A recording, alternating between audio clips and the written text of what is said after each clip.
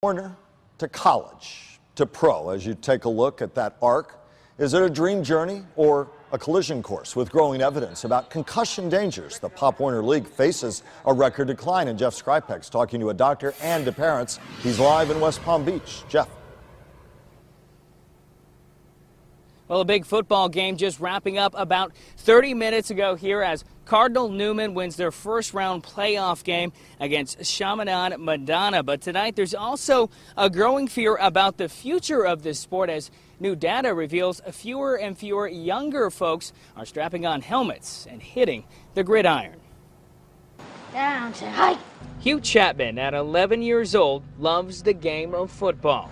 That's why his father, Frank Chapman, signed him up in a Pop Warner League, something fewer and fewer parents are doing lately. It is something that swirls around in all the parents' mind. It's something where you think to yourself, you've got to protect your kid. Chapman is talking about concussions.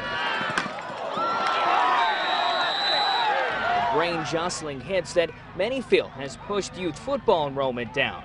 Pop Warner reporting a near 10% nationwide drop in participation between 2010 and 2012. Empathetic parents, don't want bad things to happen to their kid. Dr. Scott McFarland at Palm Beach Gardens Medical Center says it usually only takes one scare with a head injury for parents to pull their kids from football. All of a sudden, their child doesn't know who they are.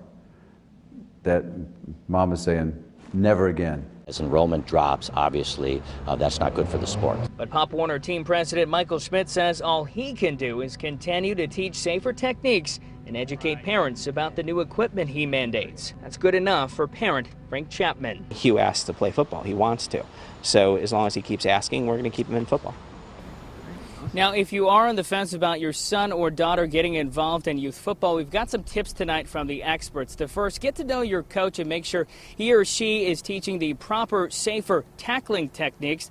The other tip they were stressing tonight is to go ahead and check the equipment. Experts say helmets should only be good for about 2 years, and they should have dates on the backs of the helmets. And the other tip, get to know your team and go to a practice or a game before signing your son or daughter up for football.